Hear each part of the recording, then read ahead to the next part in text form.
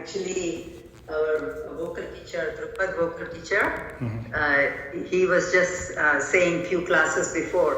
He said, get the real tanpura rather than the electronic one, and then just sit with your, with it on your side, and then your finger, and just see how the sound goes through your fingers, not just your ear, and then the whole body will feel the vibration. Definitely, that makes a difference. I have a manual tambura with me. Yeah, it's if you tune it properly and play. Yeah, that's When you play basically with your right hand the tambura, so you listen to the tambura through your right ear. That's the right ear deal then. The right ear. Yeah. Wow. Okay. Also, recently this thought came to me that usually I have the plug point on my left side, so tabla is being played from my left side. But otherwise, I was thinking maybe I should have it on my right hand side. See, how it makes a difference.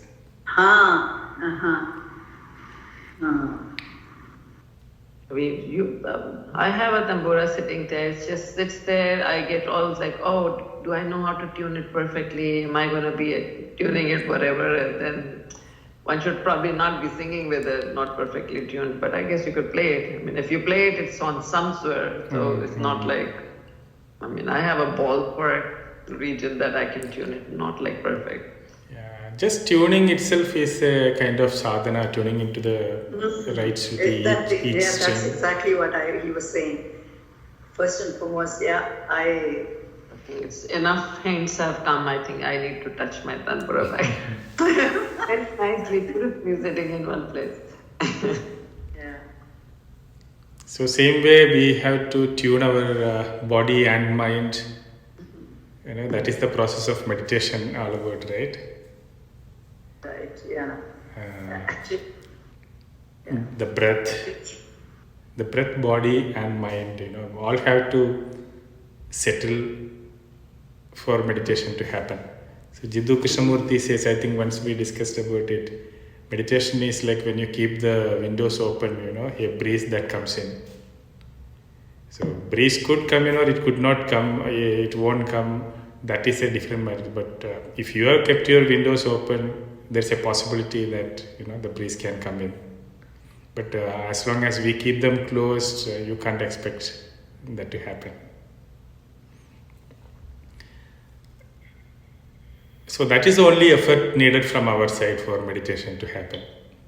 Just need to keep the windows open. Then it is grace.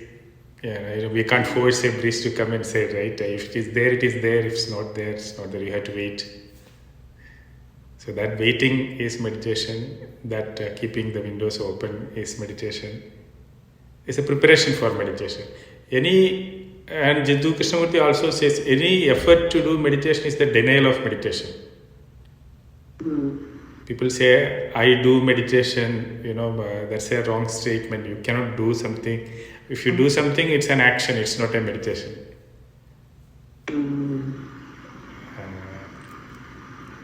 So dhyanam, the Sanskrit word is dhyanam. Dhi, anam. Anam is fire.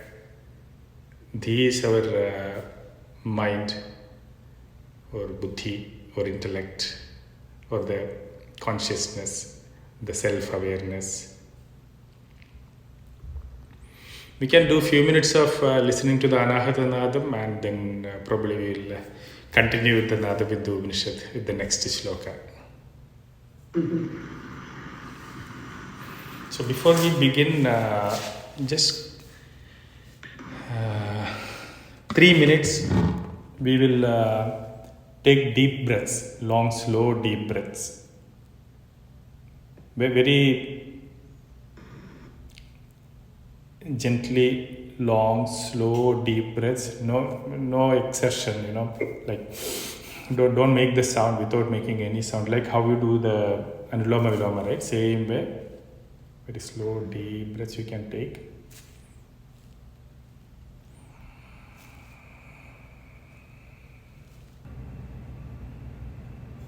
Slowly, gently. You can open your eyes. We will switch to the Shanmukhi Mudra, plugging the ears with your thumbs and placing the 4 fingers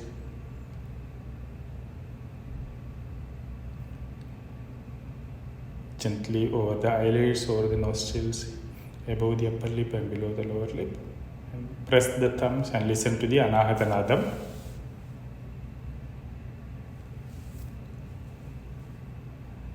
You can mentally ask for subtler vibrations, higher vibrations. Continue to meditate. You can slowly release the mudra.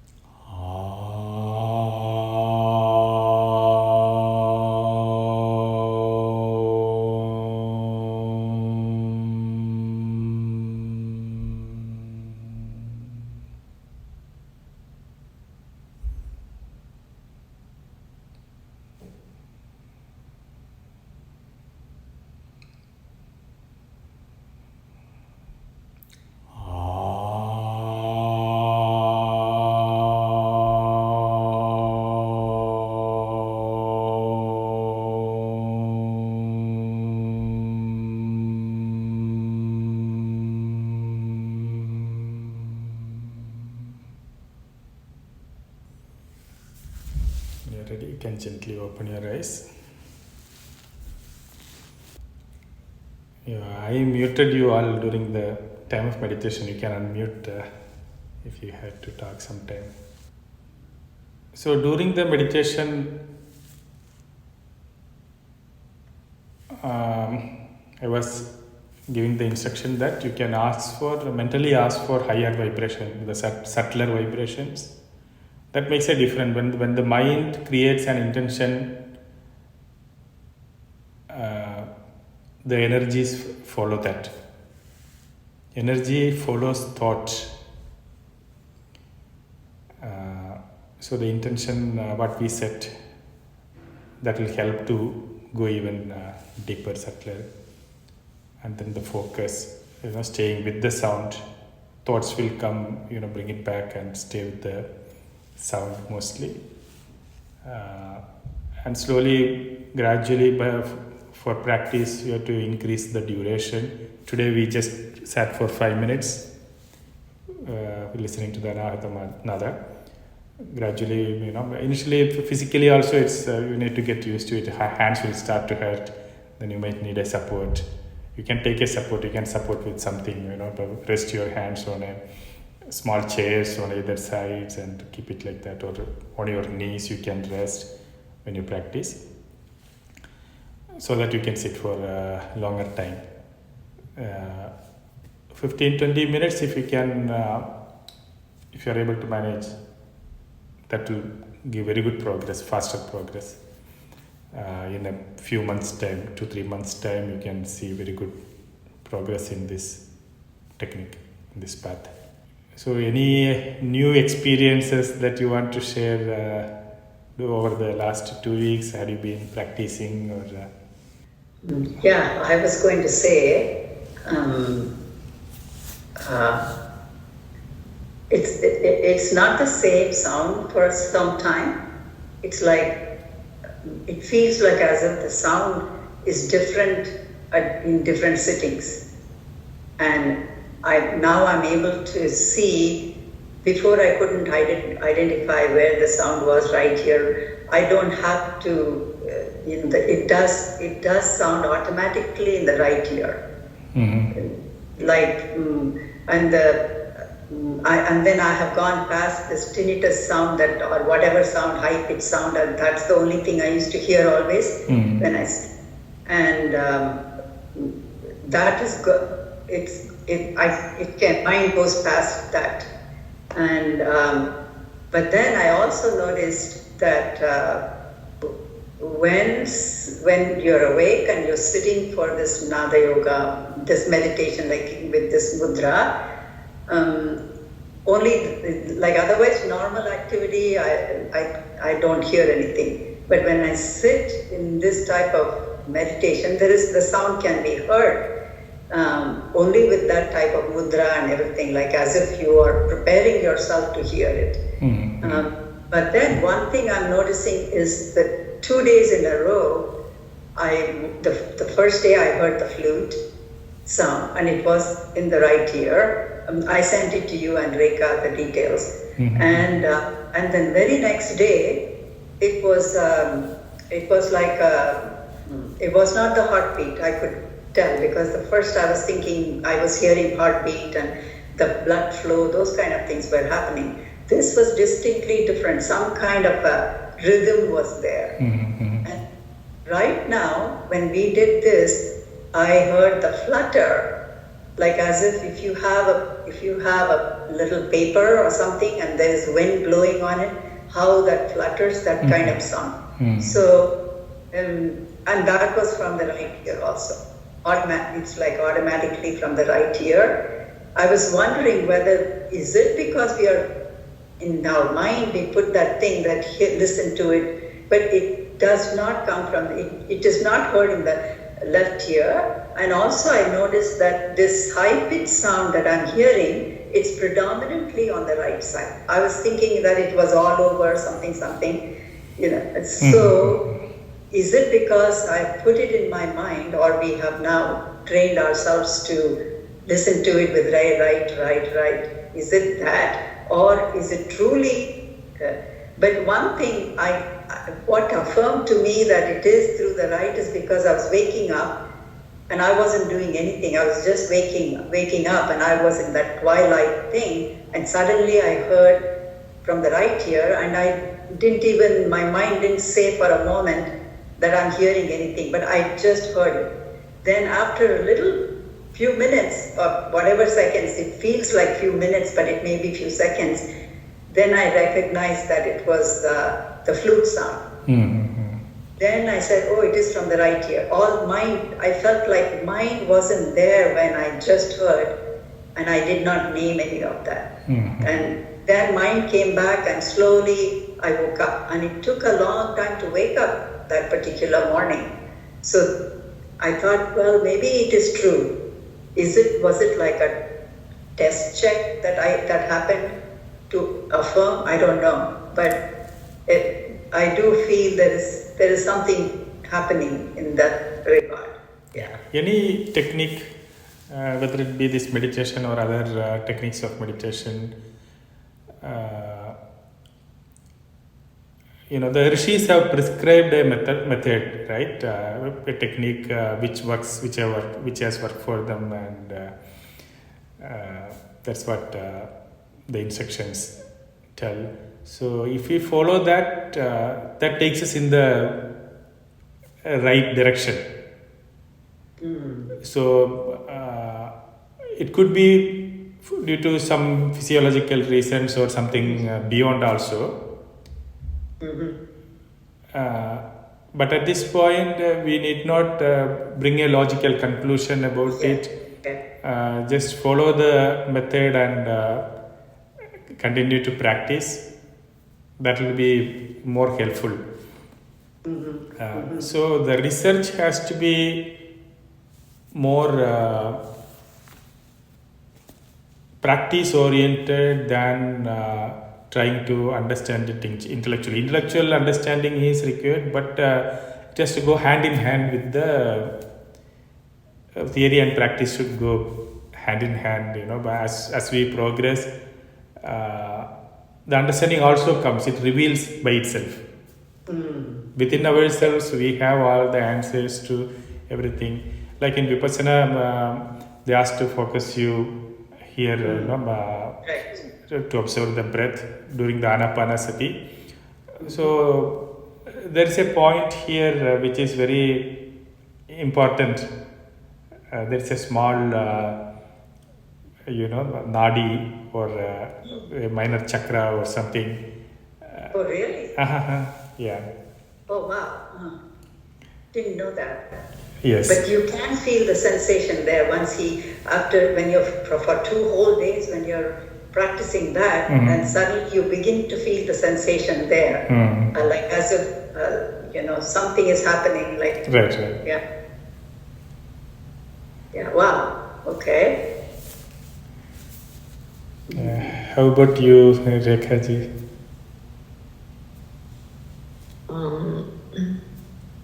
I think if I get quiet, even without putting these fingers or having the mudras, I kind of have similar, the sound. I've been calling it a sound of silence. Even when you think everything gets quiet, you start hearing something. Even when I was not thinking it's Nadayoga or anything like that. That's happening.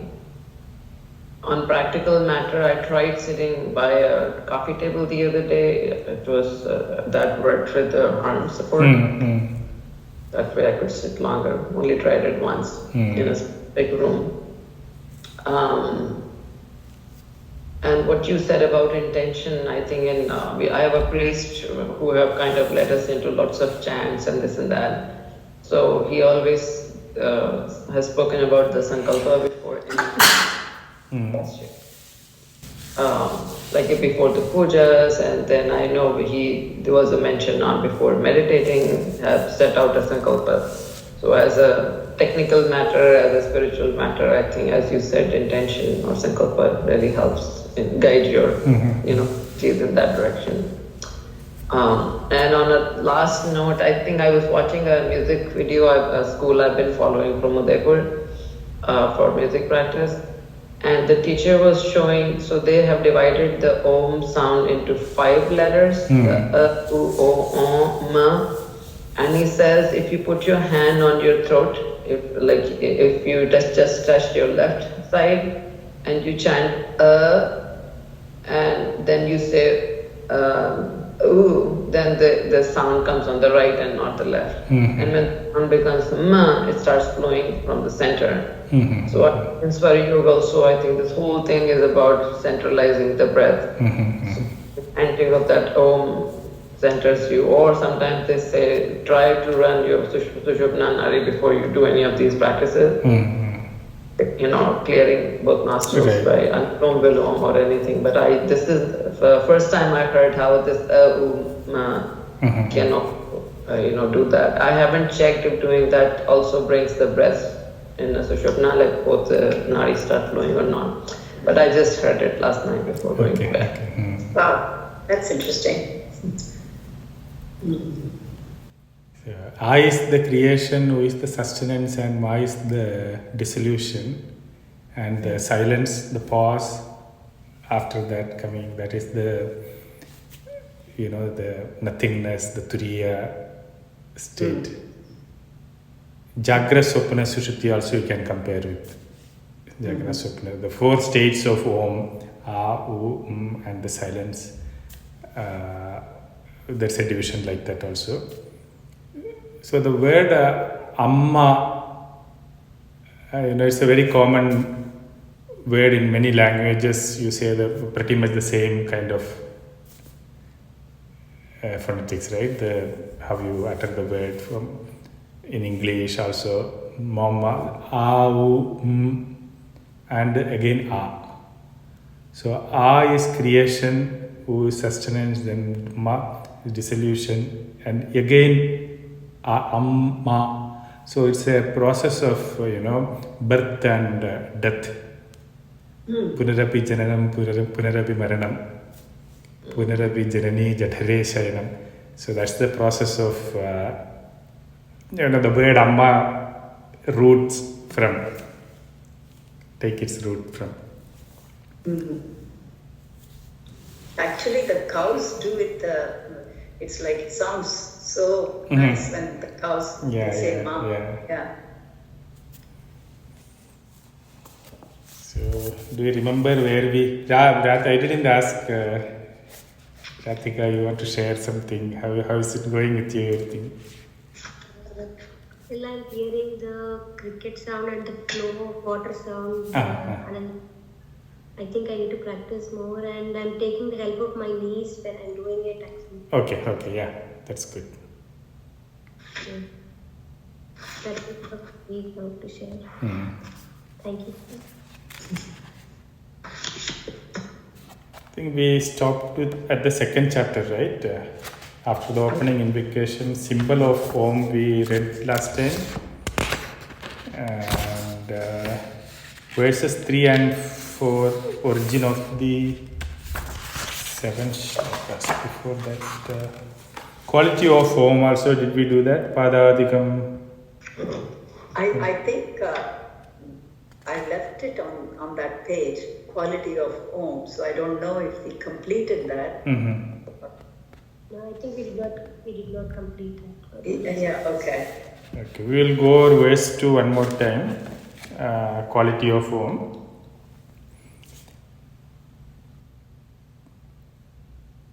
Padadikam gunasata shariram sattvamuchyate dharmosya dakshinam chakshura dharmodho parasmritaha. I think some mention about the right and left is coming here. It is said the gunas start at the feet, sattvam as its body, dharma it is declared is its right eye, and adharma its other. It doesn't say left here, it just says other. So sattva-guna is the body. It is said gunas, qualities of nature, tamas, rajas and sattvam. Adikam start. Adikam is the first one. Pada at the feet. Tasya shariram is body. Dharmaha harmony. Smritaha it is declared. Asya dakshinam its right eye. Ataha and adharma the disharmony. Para the other side.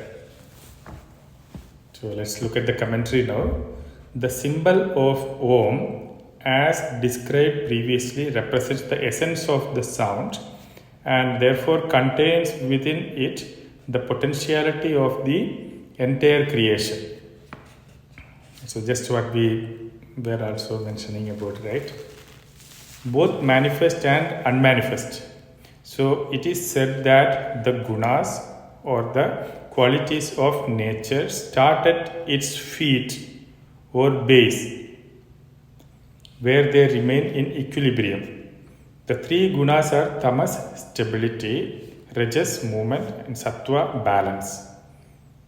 Creation begins when there is some slight movement, some slight interaction between the gunas, causing one of them to become dominant. And so sattva becomes dominant as the body of Om. This signifies that Om comes into being as a pure and balanced vibration. Whatever becomes manifest enters the dimension of duality. Hence, dharma is its right eye and adharma its left eye. The eyes here represent the sense of perception. Dharma refers to right perception, which leads to connection and harmony with the divine. Adharma refers to wrong perception, leading to the disconnection and disharmony. So, food for thought. We can discuss if there is anything we want to share about what we just read.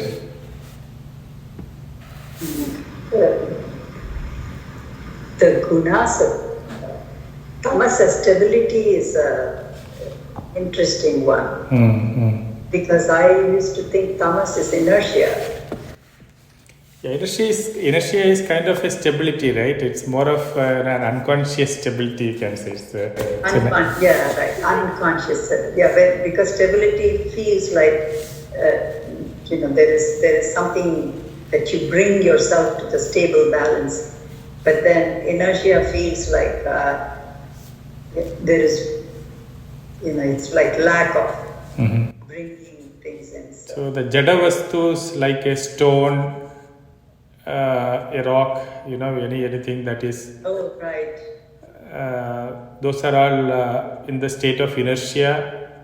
They are stable, Yeah, you're right. but it doesn't have a consciousness of its own. The movement is much lesser compared to a sattvic balance. Right. Yeah. Mm-hmm. But this is some kind of a question. I don't know whether to address it here.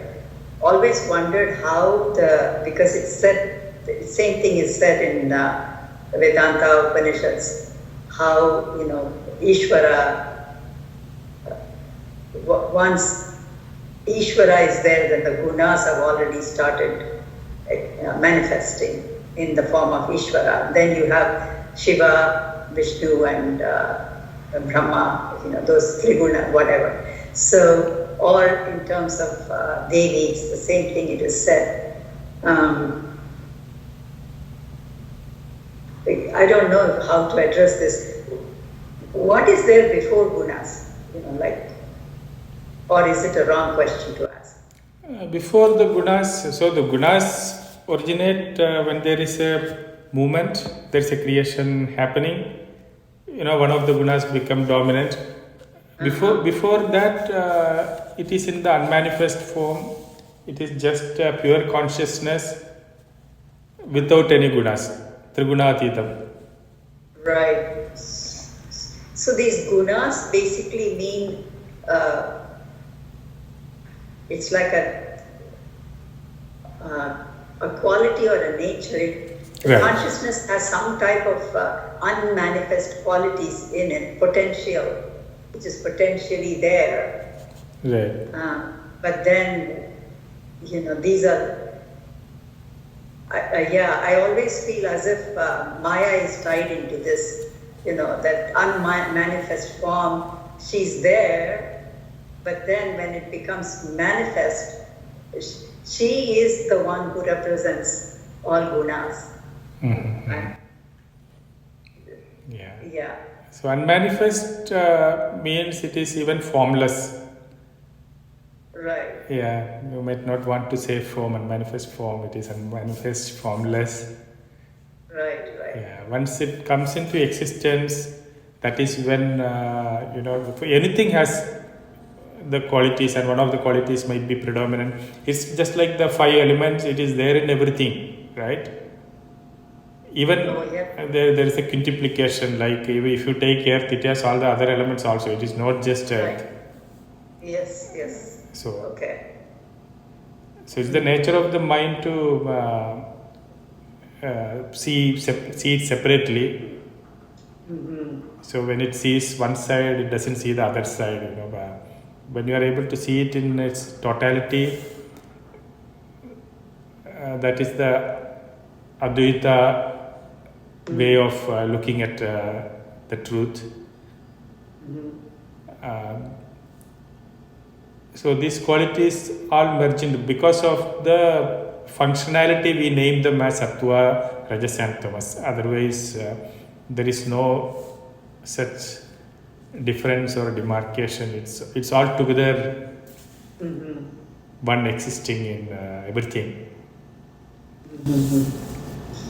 And also, this is another one, maybe for some other time.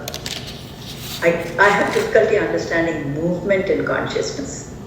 When consciousness is, it's like ahat nad and ahat nad, and nad itself, like when it is, what is it that, somebody explained it as when the desire comes and the movement happens. So these are kind of, I don't know, maybe one has to experience it, but I have difficulty understanding. So when I was chanting Om with the 3 syllables A, U and Ma, so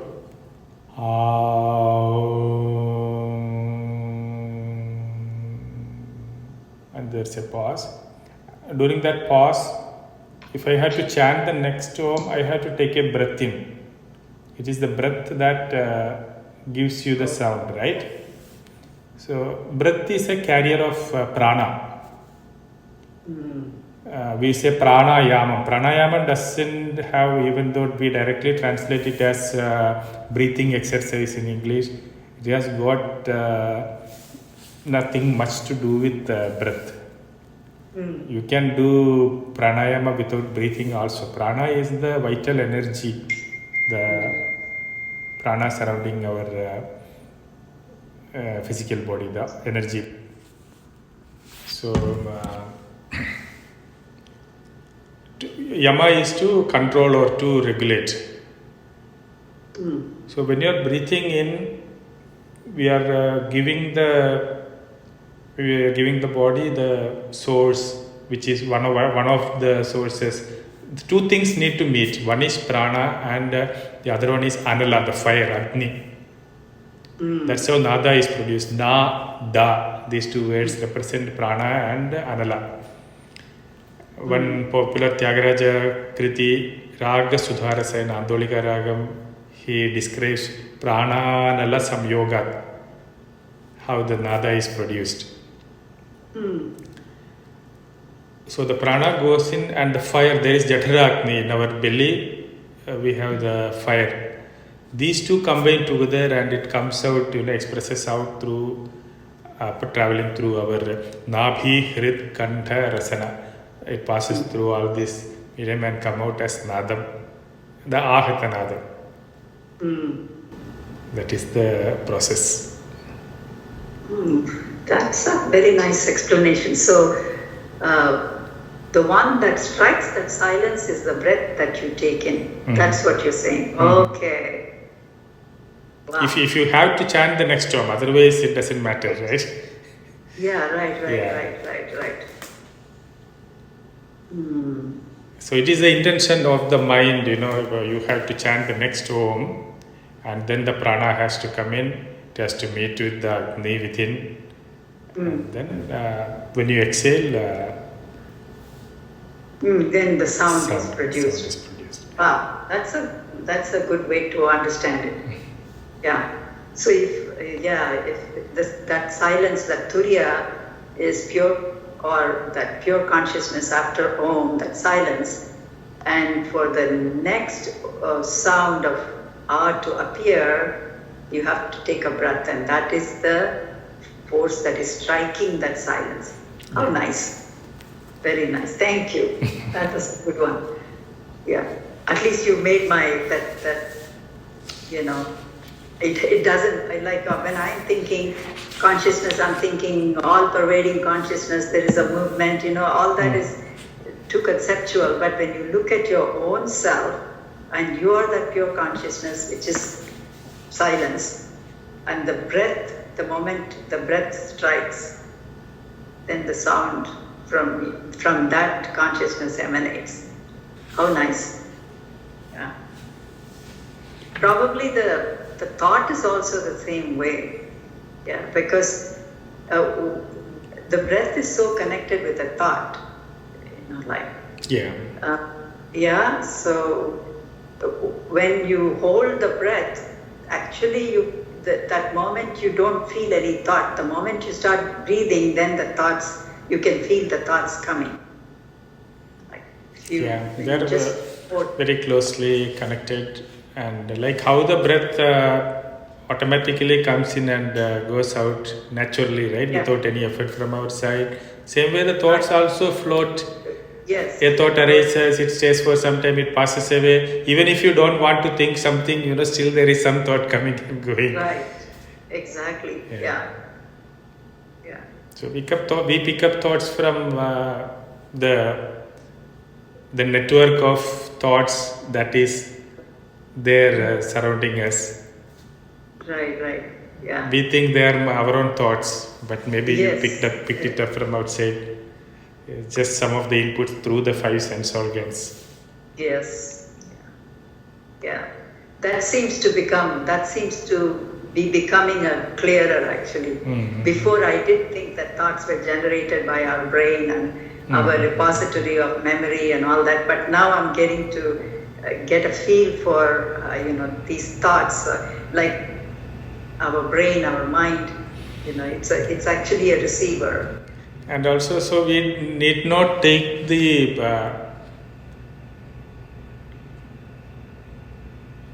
doership of these thoughts. You don't need to be the owner of these thoughts. Yeah. Yes. That way you get detached from them. Even from the body, all the 5 elements joined together and it formed. But we identify with all those things. We think, I'm this body, I'm this mind. But once we are able to detach ourselves and witness it from like a third person, from separately from that, that's when we start to see, the reality, the truth, how exactly all these function work. On this topic, I was thinking last night. Like when we think, also we don't think.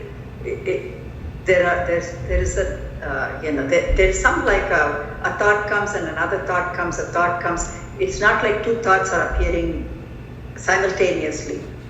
Like as if mind, I felt like if two thoughts appeared simultaneously, mind cannot understand. But there is a thought and there is a counter thought. So the thoughts are just like, I was remembering Krishnamurti's book that I read long time ago on thoughts. And I said, oh yeah, what he was saying is like, you cannot think two thoughts at the same. I mean, two thoughts cannot simultaneously occur. And I felt that. But then I was wondering, if our brain is a receiver, there are so many thoughts.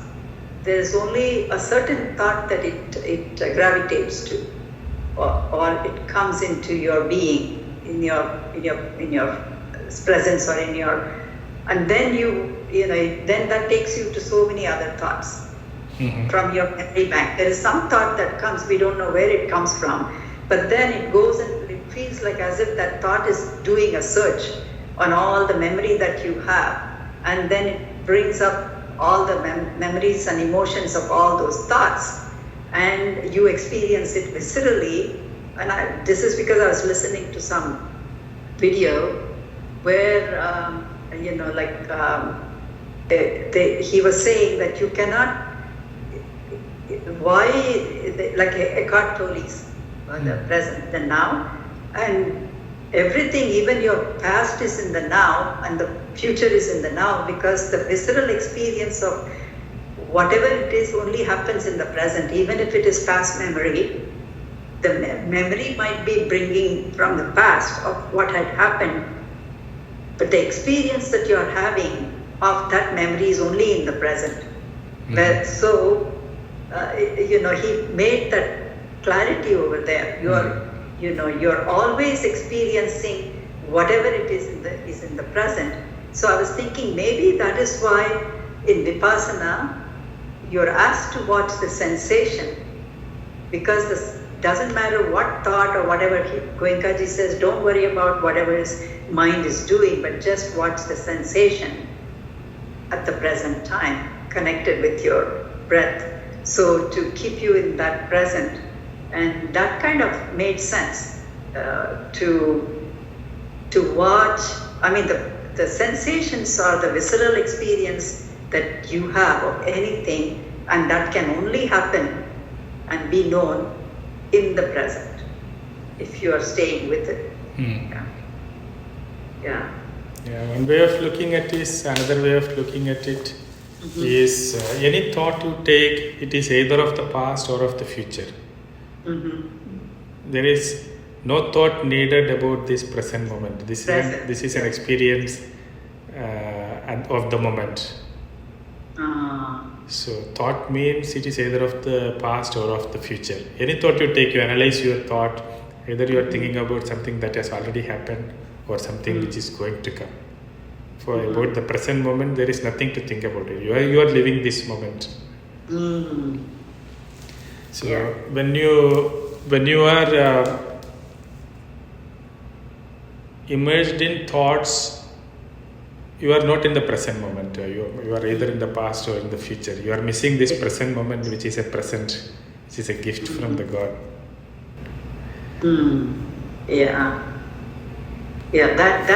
that's also getting much clearer now. Like, the moment the mind is in the past, I mean, what was I thinking, that this is something that I wrote down, like if your mind is, it's like thoughts are like a river, it's flowing, and if your mind is anchored to that thought, and then you will go up, and your mind goes up and down with whatever thoughts appear in your space throughout the day. But when the thoughts are going, but if you anchor your mind to the breath, like if you put, and then it feels like as if you are observing the thoughts that goes like a river. Your mind is not going up and down like a river. It kind of all this connected with the vipassana. Yeah, everything is interconnected. Once you understand something, you can understand the other, why we are aspects doing also. what we're doing. Yeah, about the sound. When we are discussing and practicing about Anahatanadam, also those knowledge will definitely help us to understand this in a much better way. So next week we will try to do verses 3 and 4, page 18. It has 4 lines. It's getting more and more interesting actually. So side by side, try to keep up with your practice, also continue and try to go deeper and deeper. We can wrap up for today. I think the holidays are all coming, so winter, I don't know how each one's schedule will be, but we can coordinate in the group, and accordingly, if you want to move it around, it's fine too. Yep, sounds good.